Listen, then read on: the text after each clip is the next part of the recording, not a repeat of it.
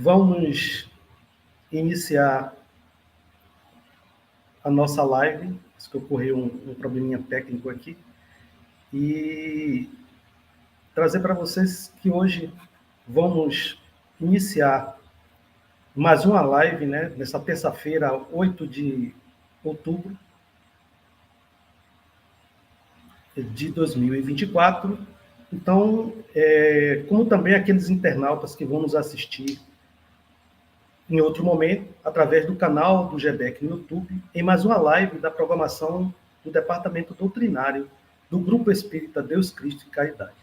E comumente, como procedemos nos nossos encontros, vamos realizar agora a prece que Jesus nos ensinou, a fim de estabelecer essa conexão com o alto, com o Pai Maior, com o nosso mestre amado Jesus, nosso irmão João de Matos, que é o mentor espiritual da nossa casa, e demais amigos espirituais que nos assessoram, que nos acolhem.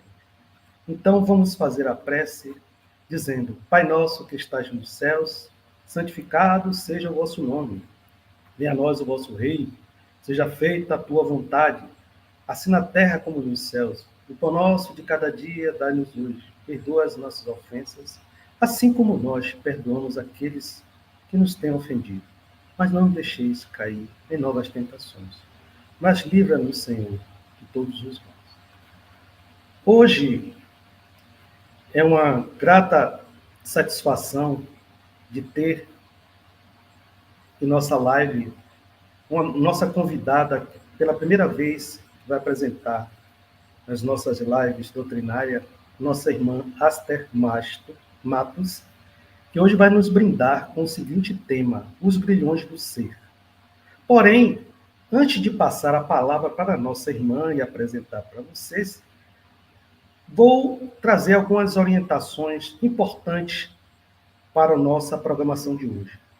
Peço a todos os internautas que estão nos assistindo que se inscrevam, aqueles que ainda não se inscreveram, que ativem seus sininhos para receberem notificações, que dê seu like, positive nossa live, né? Com aquele dedinho polegar, compartilhe esses vídeos interessantes, importantes, né? A contribuir com a divulgação desse grandioso trabalho, estender para outras pessoas. Quero também informar a todos que estão participando que podem, durante a apresentação, nossa irmã, após a apresentação, estará à disposição para responder os questionamentos que vocês vão fazer no chat. Então, vocês, ao iniciar a apresentação, vocês já podem fazer essas perguntas, que logo mais, às 20h40, nossa irmã estará à disposição para respondê-las. Então, importante também trazer que a apresentação será apenas por uma pergunta por pessoa, né? Caso as excepcionais, a gente pode permitir mais de uma, mas até então é necessário, né, o envio das perguntas até às 20h40, né? Vou fazer uma correção técnica. Então, boa noite, nossa irmã Aster. Boa noite. Satisfação imensa em tê-la em nossa live, né? Agradecemos imensamente e peço que todos estão ansiosos para assistir, e esse tema muito importante, que todos devem estar atentos, e durante a sua apresentação fazer alguns questionamentos para melhor compreensão. É com você. Claro. Tenha um bom trabalho. Uma boa noite. Obrigada, Edmilson. Boa noite a todos. Para mim é uma honra e uma alegria receber esse convite e a confiança de vocês dessa oportunidade. Essa casa que no ano que vem completa 100 anos de espiritismo nessa cidade de Salvador. Imagine, é uma história muito grande. Quanta vivência de espiritualidade essa casa não tem, né? E já contribuiu para a nossa cidade, para o nosso estado, para o nosso planeta e para as pessoas que já passaram por lá. Então, eu agradeço imensamente o convite e a confiança de vocês. Hoje, amigos, o nosso tema é os grilhões do ser. mas vamos mudar um pouco as palavras. Antes, vamos chamar Jesus para participar conosco desse momento.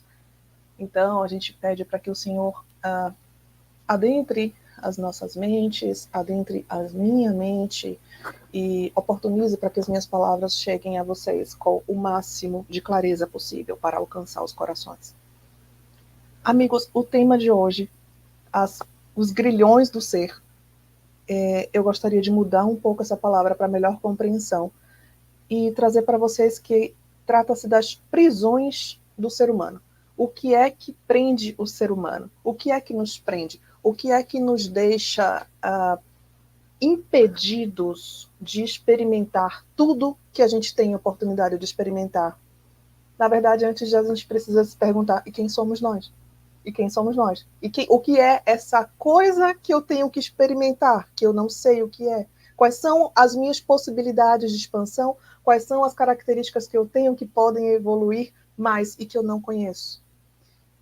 Talvez essa live não esteja sendo assistida apenas por espíritas. Então a gente precisa fazer alguns esclarecimentos dentro da nossa doutrina.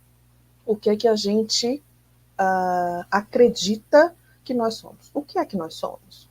Nós somos apenas um corpo? Não.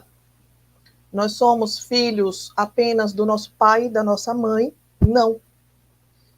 Nós temos dos nossos pais, nosso pai e a nossa mãe, eles nos deram um DNA. E esse DNA, ele corre em nossas veias, não é? Corre no nosso sangue, o DNA dos nossos pais. E esse DNA dos nossos pais nos dão caracteres. Caracteres físicos, caracteres genéticos, alguns caracteres emocionais. Então a gente pode dizer, eu tenho a cor do cabelo da minha mãe, eu tenho o jeito de falar do meu pai, eu consigo transmitir para minha filha um pouco da minha personalidade. Então, dentro da maternidade e paternidade física, material, deste plano material, a gente transmite informações sobre nós. Entretanto, o que é que nós somos? Nós somos espírito. Nós somos espírito. Nós não somos um corpo. Nós temos um corpo. E se alguém te perguntar, você tem um espírito? Responda, não, eu não tenho espírito. Eu tenho blusa, eu tenho vestido, eu tenho caneta, eu tenho coisas. Inclusive, eu tenho corpo. Eu sou espírito. Aster é espírito. E se nós somos espírito, quem é o nosso pai? Já que a gente veio de algo, de alguém. Deus nos criou. E quando ele nos criou, ele criou todos os espíritos, ele transmitiu para nós caracteres dele. Os caracteres divinos que correm em nós também transmitem para a gente as características do Pai. E quais são as características do Pai? Todas as qualidades imagináveis que a gente pode pensar são divinas. Então, eu tenho todos os caracteres divinos? Sim. E eu posso desenvolver todos os caracteres divinos? Sim. Mas por que eu não desenvolvi ainda? Porque eu não sou perfeita ainda? Porque eu não tenho todas as qualidades que ele tem? Porque isto é um potencial. Ele não está entregue em toda a sua possibilidade de se desenvolver. Completo. As características divinas foram depositadas em nós através da centelha divina. Está aqui dentro de nós. E a gente, inclusive, identifica no que a gente chama de consciência. Muitas vezes, quando a gente vai burilar a nossa consciência, a gente acha a resposta para tudo. Para tudo. Porque na hora que a gente burila a nossa consciência, a gente está mexendo em um material divino que nos dá todas as informações. Então, em verdade, quando a gente tem dúvida se algo é certo ou errado e for visitar a consciência, não vai ter mais dúvida. Você pode ter dúvida se você tem condição ou não de fazer o que é certo. Mas o que é certo você vai saber.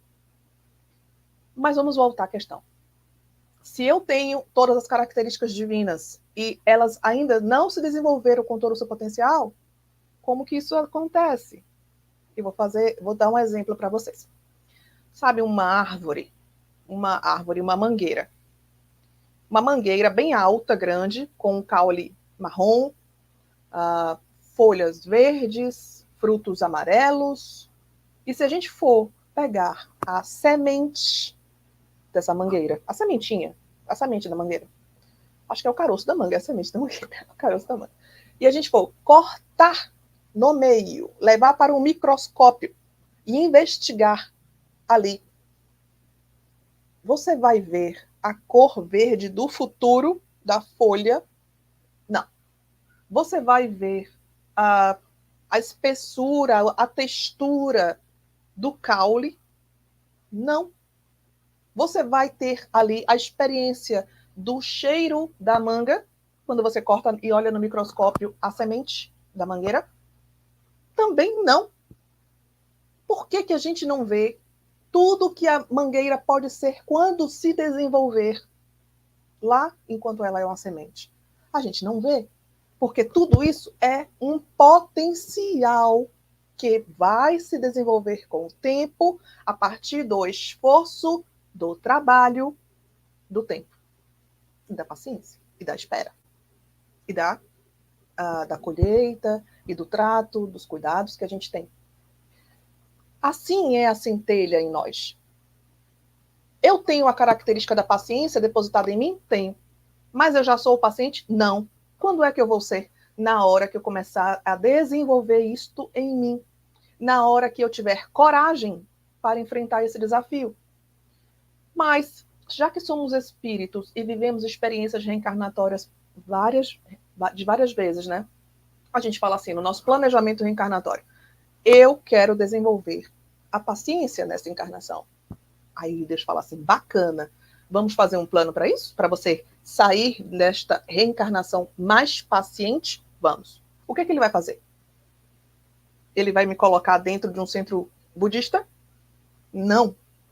Ele vai me colocar para ficar rezando o dia inteiro, sem contato com ninguém? Não. Ele vai me colocar numa casa com conflitos, com o marido complicado, com o filho complicado, com mãe, com pai, com sobrinho, com o chefe no trabalho difícil. Ele vai me colocar em todos os ambientes difíceis, em que eu vou ter a oportunidade de experimentar a paciência. Não foi o que eu pedi? Eu não pedi para desenvolver um caráter divino meu? Então, o que Deus faz conosco é nos colocar diante de situações que nos façam evoluir. Entretanto, o que nos faz evoluir e que nos liberta, e que nos dá liberdade, o que nos faz amadurecer enquanto ser humano e espírito, depende de esforço, depende de trabalho, e depende da gente abandonar padrões, abandonar comportamentos confortáveis, abandonar comodidades. Se a gente for fazer uma analogia, quando a gente nasce, a gente está preso pelo cordão umbilical materno. A gente nasce preso, a gente nasce ainda para se desenvolver, mas acontece que para que nós sobrevivamos, é necessário uma ação muito dura, um corte. É necessário que este cordão umbilical seja cortado para que o outro não morra e para que o outro se desenvolva. Porque se ele não se desenvolver, ele vai morrer. A vida é do mesmo modo. Se a gente diminui as capacidades do outro de se desenvolver, ele morre para a vida. O que morre nele? Morre a vivacidade, morre a alegria, morre a sua permissão diante da vida de se tornar um ser integral. Então, muitas vezes, quando a gente pensa que está ajudando as pessoas e diminuindo as suas responsabilidades, na verdade, a gente está tolhendo a capacidade dela de evoluir. E isso acontece muito dentro das famílias. Quando os pais ou responsáveis por aquela criança na infância diminuem as possibilidades desta criança enfrentar desafios, sabe o que acontece? Esta criança, ela passa a ter os seus recursos de enfrentamento diminuídos. Ela torna-se um adulto que não experimentou a frustração. E o que acontece com um adulto que não sabe experimentar a frustração? Vai viver triste para o resto da vida? Vai viver incapaz para o resto da vida? Vai viver sofrendo dependente dos outros o resto da vida? Então, a gente precisa, durante o período da infância, tratar a criança com autonomia. Porque ela é um espírito, não é um corpo. Ali tem um espírito antiquíssimo. Muitas vezes, os nossos filhos são espíritos muito mais antigos do que nós. Muito mais. E a gente vê isso o tempo inteiro, né? A gente vê como as crianças estão chegando. Parece que chegam já com o chip avançado.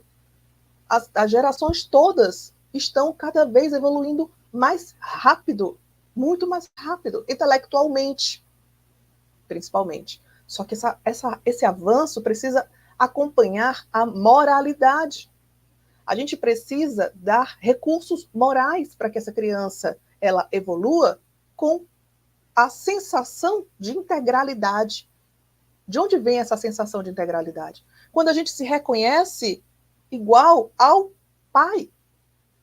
A gente só consegue se reconhecer a semelhança, a imagem e semelhança dele, como Jesus nos disse que nós somos, quando a gente reconhece as características dele em nós.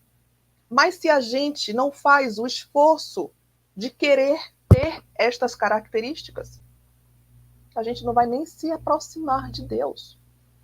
E aí a gente vê a sociedade cada vez mais individualistas, as relações cada vez mais egoístas, porque as pessoas estão se afastando das possibilidades que poderiam fazer com que ela evoluísse. E isto aprisiona o homem. Isto aprisiona o homem dentro do que ele acha que é mais confortável e fácil de se viver. Porque o homem perdeu a noção do que é a alma. Ele só se conecta com o corpo. Ele só se conecta com a matéria, com a permanência do estado atual da sua existência. A sociedade não está conseguindo perceber que depois da vida ainda há mais vida. O que foi que Jesus fez no terceiro dia depois da sua morte? O que ele fez? Ele voltou. Mas ele voltou por quê? Ele voltou para quê? Ele voltou para falar o seguinte: olha, gente, depois que morre não acaba não. Tudo o que eu disse até agora, eu falei para espíritos. Se vocês não entenderam tudo o que eu estava dizendo sobre amar ao próximo e para não exercer a lei de Talião, olho por olho, dente por dente, eu estava falando por isto, porque a vida não acaba depois que a gente morre. Depois que a gente morre, a gente continua com mais vida.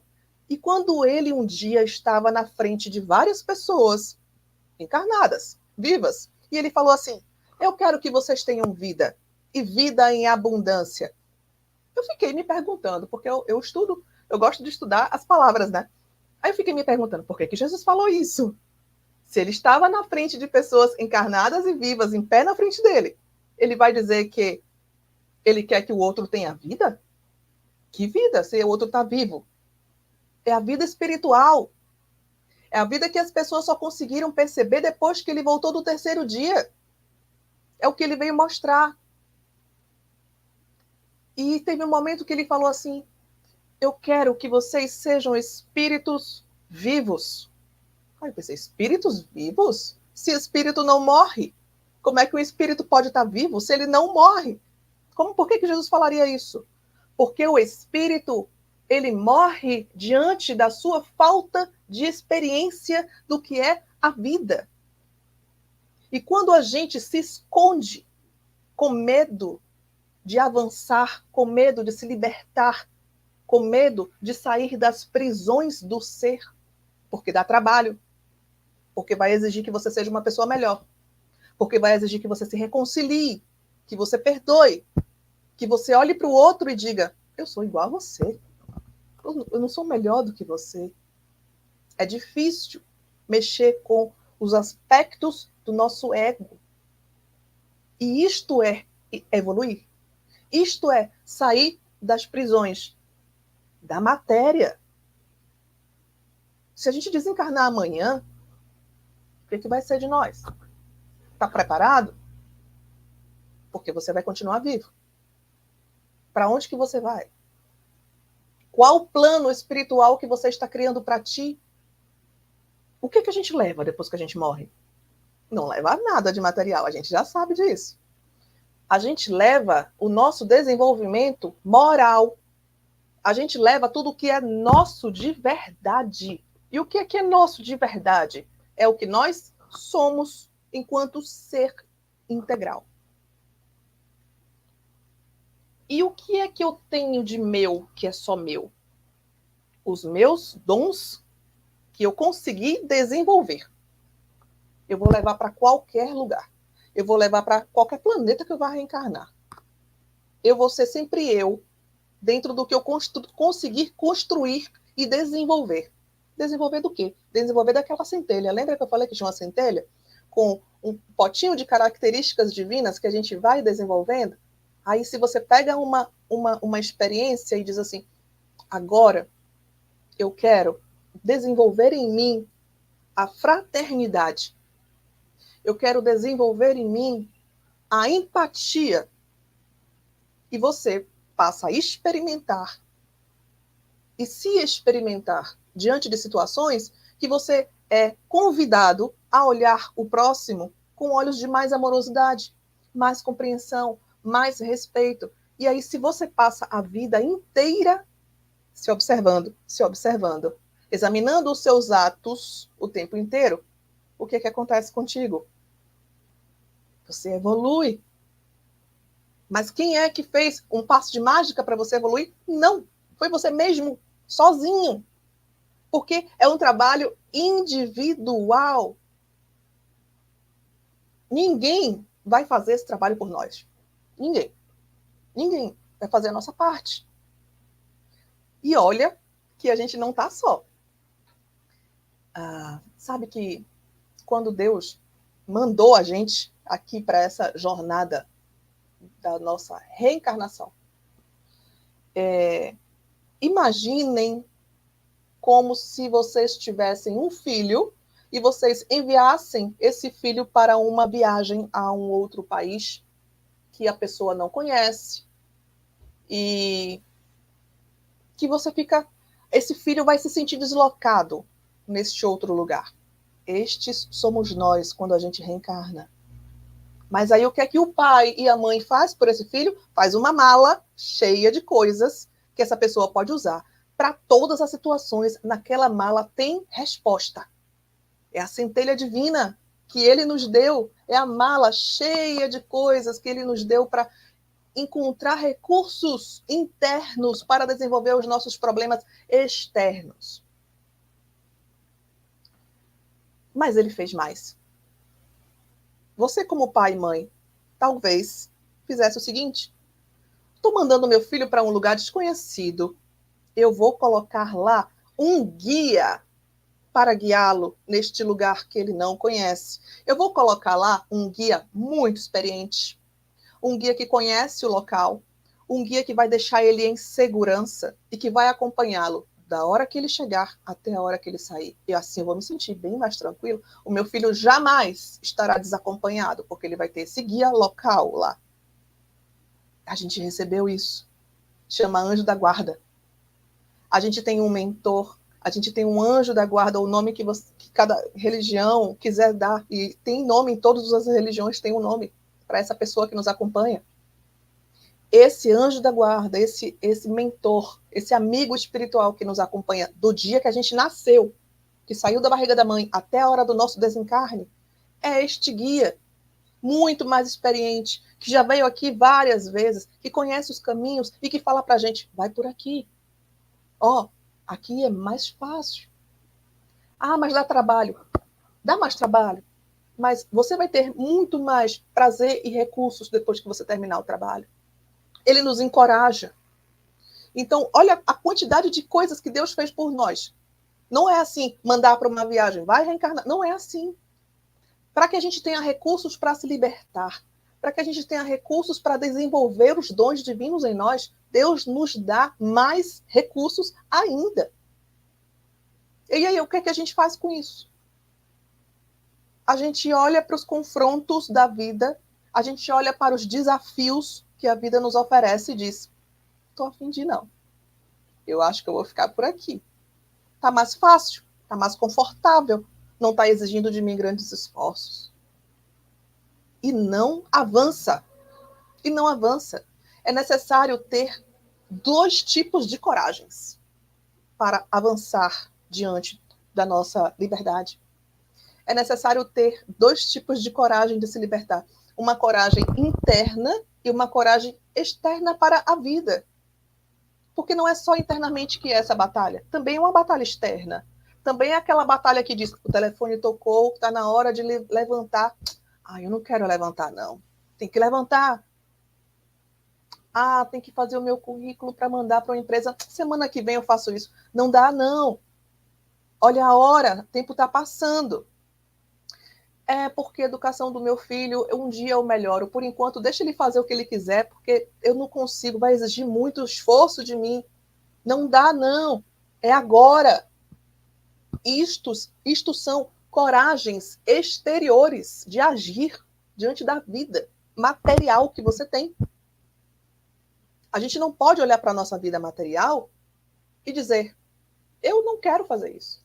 Porque é exigir muito esforço de mim. Eu prefiro deixar meu filho fazer o que ele quiser do que ter o trabalho de ficar me confrontando com ele o tempo inteiro para educá-lo. Eu não consigo. Aí sabe o que vai acontecer com essa criança? Essa criança que não corta o cordão umbilical psíquico-emocional com os seus pais, com a sua mãe, com a sua família, vai se tornar um adulto dependente deles. E mais, ele não vai encontrar formas de se gerir e de se gestar sozinho enquanto adulto. Vai ser um adulto infantilizado para o resto da vida. Quem é o responsável por isso? Somos nós, quando a gente se exime de fazer o que tem que ser feito. Então, diante das provações, o que foi que Jesus nos ensinou? Que é para fugir? Ele fugiu? Fugiu não. Fugiu não. E olha que ele foi convidado. Ele foi avisado várias vezes. Olha, eles vão vir atrás de você. Ele falou, pode vir, está na hora. Eu tenho um plano depois daqui. Eu sei o que eu estou fazendo. Esse esforço que eu estou tendo tem sentido. Foi o que Jesus falou. O esforço que eu estou fazendo tem um sentido. Então, quando a gente se colocar diante da vida para as nossas libertações psíquico-emocionais, que são exigidos esforços da gente, a gente tem que pensar que sim, eu tenho um motivo para fazer isso. Está sendo exigido muito de mim, é verdade. Mas eu sei por que eu estou me colocando esta disciplina. Eu sei por que eu estou me esforçando tanto para perdoar essa pessoa. Tem sentido o que eu estou fazendo para mim. Quando as coisas fazem sentido para nós, quase tudo a gente consegue tolerar. Ah, viver em família é muito difícil. Eu prefiro me separar. Separar é fácil. E viver em família é difícil. Mas eu tenho certeza que a experiência doméstica de uma família traz educação e experiências morais, psíquicos, emocionais, do desenvolvimento humano completo, muito maiores do que uma vida sozinho. Mas muitas vezes as famílias se separam porque um dos dois decidiu que é muito melhor ter um plano individual. Esse negócio de todos os dias ter que ficar coordenando situações familiares, é melhor viver só. É melhor viver sozinho. Educar os filhos, deixa o filho lá com a mãe. Eu vou viver aqui a minha vida de envolvimentos com a festa, com a rua, com a diversão. Eu vou trabalhar para mim, eu vou assistir filme o final de semana todo. Esse negócio de ter família, filhos, dá muito trabalho. E como que fica o seu desenvolvimento enquanto ser? Você vai sair daqui melhor do que chegou? Enquanto você ficar se escondendo dos confrontos necessários que vão fazer você desenvolver-se. Então, nós nos atrasamos porque queremos. Nós nos atrasamos porque esperamos sempre o confortável. E sabe o que acontece com aquela pessoa que está sempre procurando o comodismo e o conforto? Torna-se dependente de prazeres repetitivos. A mente fica viciada em dopamina. E essa pessoa passa a ser uma grande... passa a ter uma grande propensão, inclusive, a vícios. Todo tipo de vício. Porque este ser que diz não o tempo inteiro às necessidades de empenhar esforços, ele passa a ser uma pessoa dependente de prazeres. Prazeres. Porque ele está evitando o esforço, evitando o confronto e o desconforto. Então, a vida desta pessoa é uma vida de prazer. Que tipo de prazer? Assistir televisão, fazer o que quer, obedecer sempre às suas vontades. E se você vive assim, você tem uma enorme propensão a desenvolver vícios e a ficar extremamente dependente e diante da própria sociedade. Então, são muitas as prisões que nos acontecem. Agora, quando se estabelece o caos, esse caos íntimo e externo, porque são dois caos que a gente às vezes identifica em nós. Quando esses caos interior e exterior aparecem, a gente se pergunta: onde está Deus em nós? Onde está Deus diante das nossas adversidades? Eu vou te contar uma coisa. Acho que muita gente, todo mundo conhece, mas eu vou falar de outra forma. Sabe aquele momento em que Jesus estava com os apóstolos dentro do barco e que teve uma tempestade? Naquele dia, eles estavam... Vou começar bem do começo, para a gente pegar todas as questões. Eles estavam na praia, Jesus e os apóstolos, e Jesus entrou primeiro no barco. Os apóstolos os seguiram. Entraram no barco, foram para o mar, para pescar. Entretanto, atravessando o mar, surgiu uma enorme tempestade que balançou muito o barco. Em algum momento, os apóstolos, eles não conseguiram acalmar a tempestade, não conseguiram nem gerir aquela situação ali, eles acharam que eles iam morrer, porque o barco ia virar do jeito que estava. E eles lembraram que Jesus estava lá no barco. E Jesus estava fazendo o quê no barco? Vocês lembram? Dormindo no barco. E eles acordam Jesus gritando: Jesus, Jesus, nos ajude.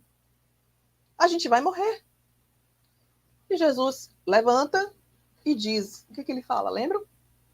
Homens de pouca fé, até quando eu vou estar com vocês? E acalma a tempestade. Olha a analogia que a gente vai fazer agora com a nossa vida. Quando a gente entra numa situação difícil, quando a gente entra no barco de uma adversidade, acredite que Jesus foi antes de você. Ele já estava lá antes de você chegar. Então, quando você fala assim, Jesus, vem aqui porque você não sabe o que está acontecendo na minha vida, ele sabe. Ele sabe, ele está do seu lado, ele já planejou tudo para que aquilo aconteça da melhor forma possível, inclusive. Mas a gente estando com Jesus do nosso lado, a gente esquece que ele está ali. E aí, o que é necessário a gente fazer no momento de dor profunda, no momento em que a gente se vê sem condição de resolver aquela situação, presos? Tem que acordar Jesus. Tem que acordar Jesus em nós. Tem que desenvolver essa habilidade de experimentar a fé. Como está a nossa fé? Como que a gente vai experimentar esta aproximação com o divino, que vai desenvolver em nós as características da libertação, se a gente não experiencia a fé? E o que é a experiência da fé? A experiência da fé é uma experiência de confiança. É uma experiência de parceria. Você confia em quem você não conhece? Não. Se você só confia em quem você conhece Deus? Você conhece Jesus? Você tem intimidade com ele? Porque se você não desenvolver intimidade com Jesus, com Deus, você não vai desenvolver a fé.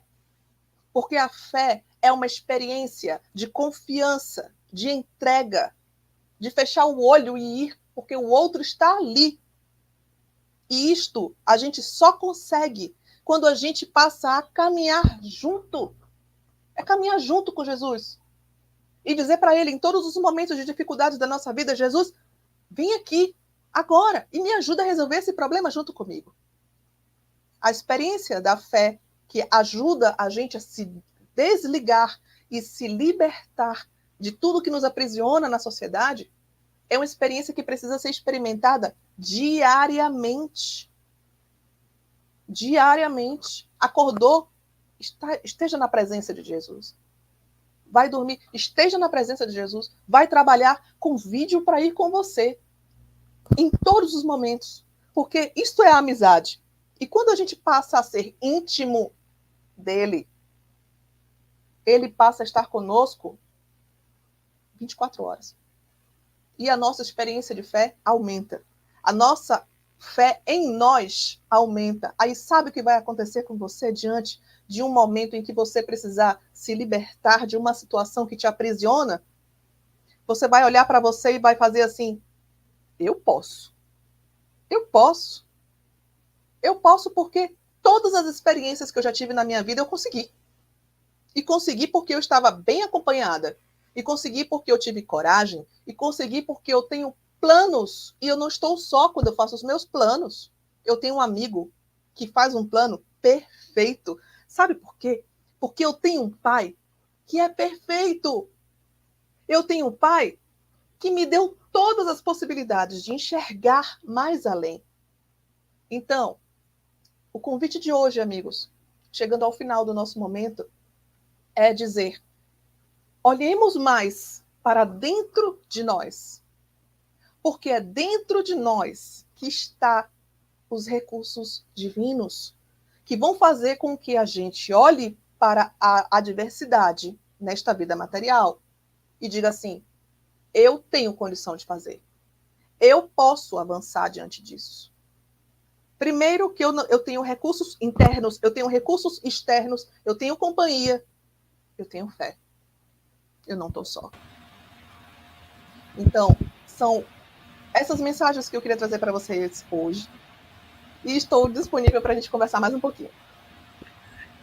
Agradecemos, uma peninha que já expirou o tempo, mas ainda tem mais alguns minutinhos para que você possa responder alguns questionamentos nos comentários que foram feitos pelos nossos internautas.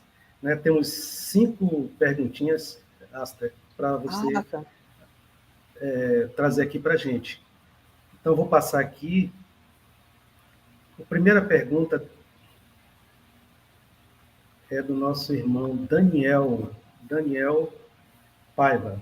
Ele pergunta: na sua opinião, quais grilhões são mais difíceis de se desvincular?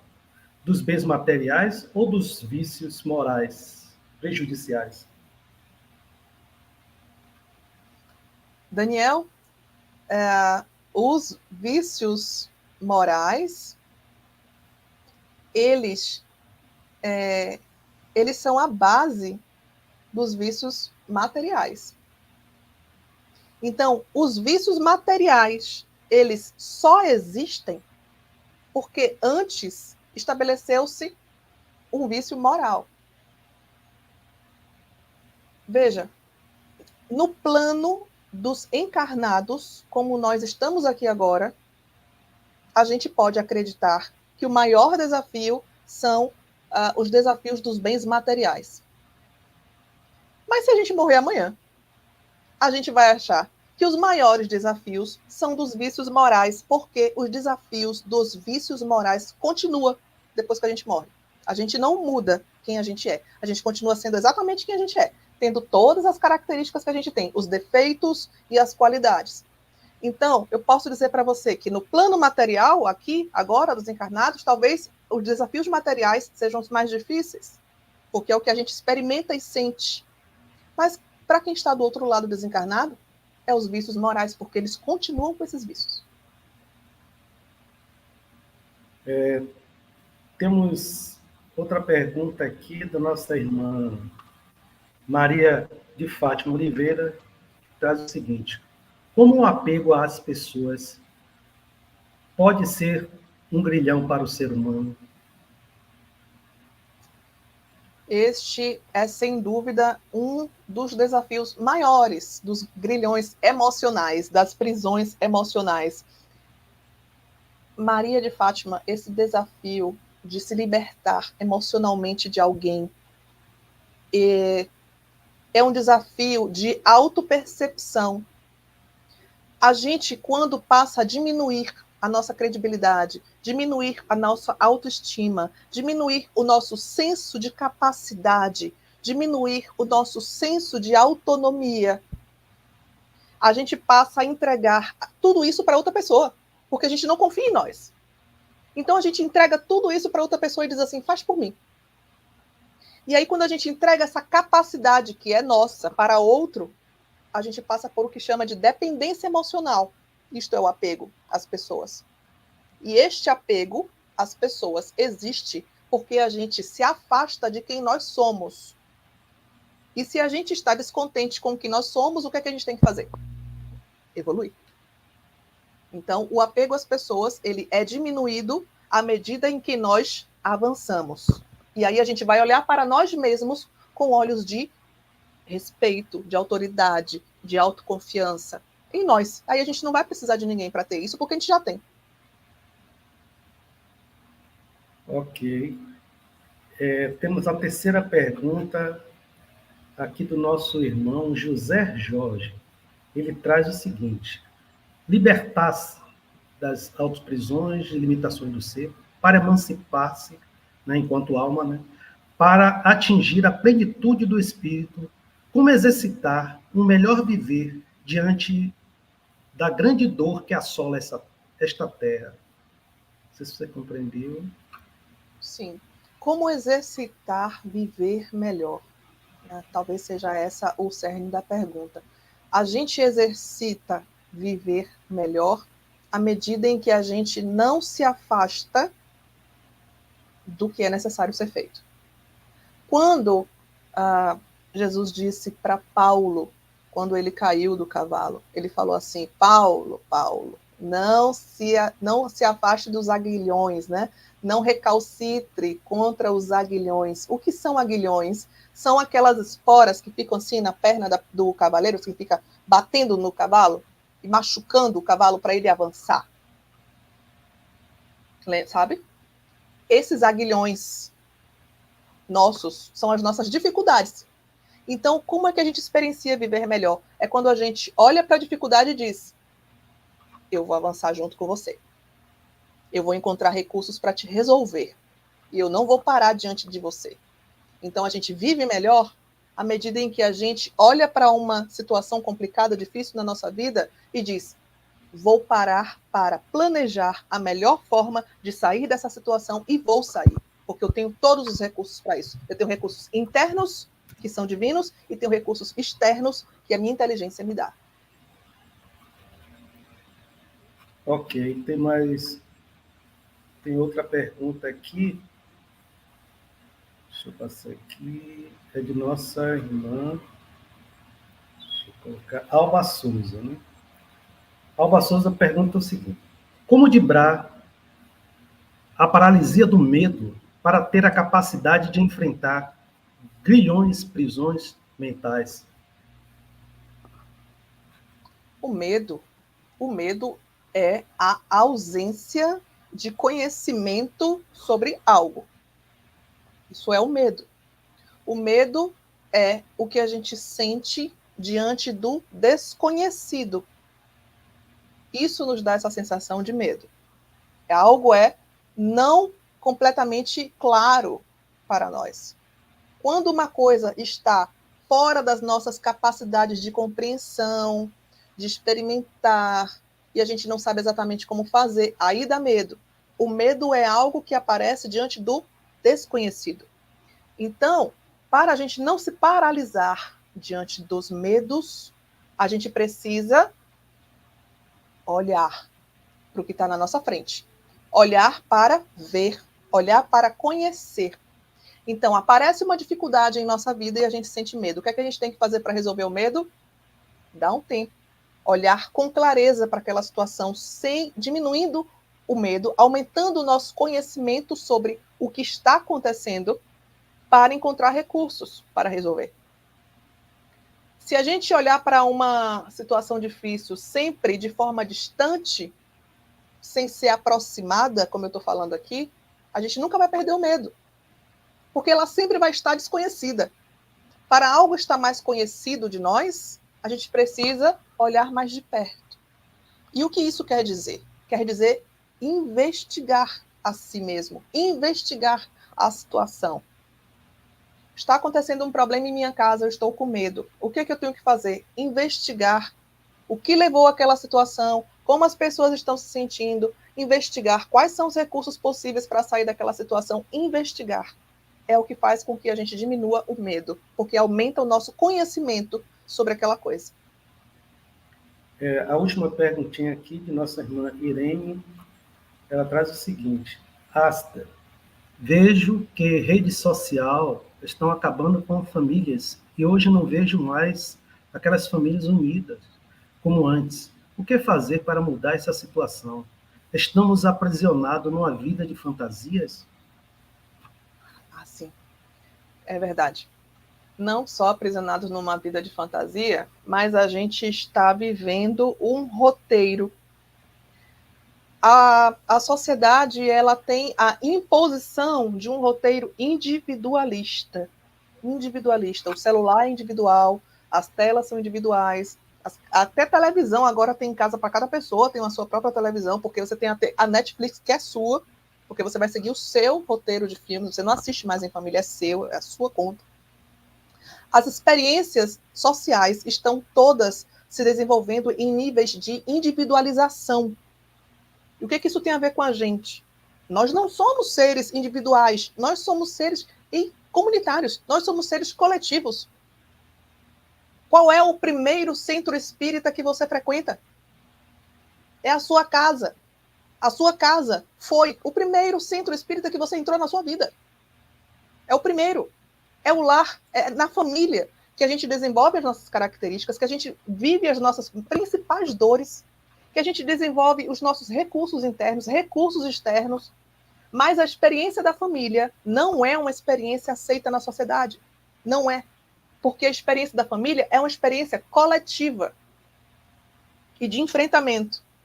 Então, por isso, cada vez mais, a gente vai perceber um esforço para que a gente se individualize. Mas a gente precisa fazer esse esforço para estar juntos, em comunidade, em família, em fraternidade e dentro de casa. Agradeço imensamente a nossa irmã Asta por essa brilhante apresentação que nos brindou nesta noite. Muitas informações, né, que com certeza vai nortear nossa caminhada de uma forma melhor. Então, somos gratos imensamente. né? Estamos dentro do tempo. Agora é o momento do passe coletivo, né? Esse passe coletivo será ministrado por nossa irmã Juracema, né? E que peço que as pessoas que estão nos assistindo, né, mantenham uma postura física e mental adequada para o fluxo das energias. E vão chamar nossa irmã Ana Cláudia, que vai conduzir, né, orientar a questão do passe. Boa noite a todos. O passe está iniciando.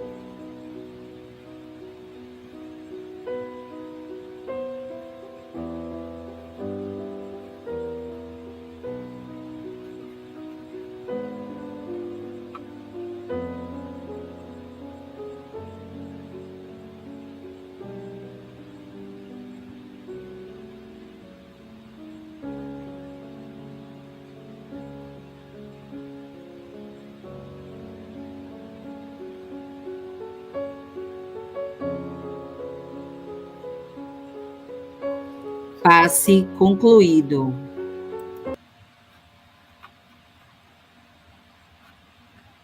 Agora, só nos resta, nesse instante, agradecer imensamente a nosso Pai Maior, nosso Mestre amado Jesus, os amigos espirituais que nos acolhem, nos assessoram, nessa brilhante noite em que tivemos a oportunidade de aprender um pouco mais, a fim de que temos condições de expandir mais as nossas consciências e tomar as decisões mais assertivas diante do conhecimento que nos liberta.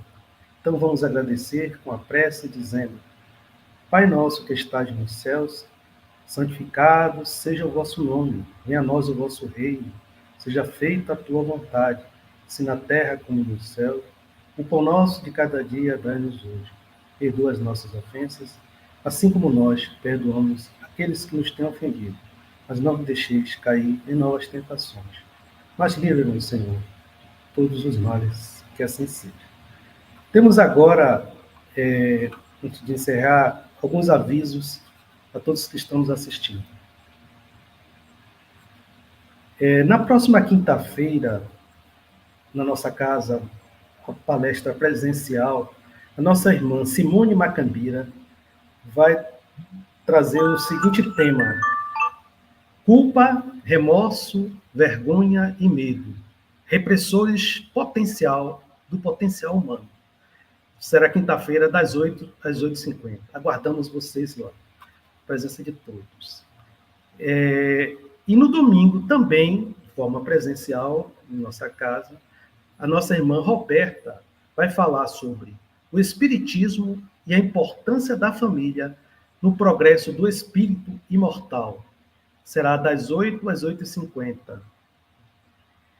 E na próxima terça-feira, nossa reunião mediúnica presencial, a nossa irmã Vilma Beatriz será responsável pela condução do Relax, Conexão com Deus.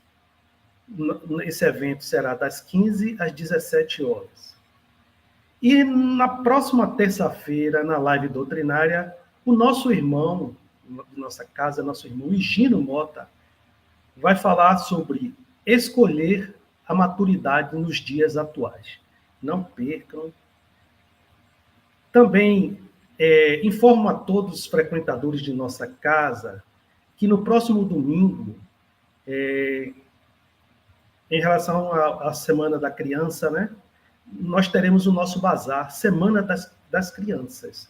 Então, será vendido, né, comercializado muitos itens para as nossas crianças, também para adultos. Não percam, né, preços acessíveis a todos.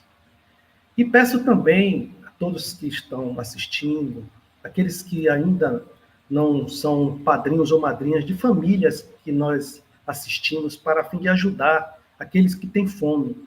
Então, a sua sensibilidade, a sua participação, né, procure, através do site do GEDEC, se inscrever para ajudar essas famílias. Também temos a campanha Ajude a Vestir Quem Está para Nascer.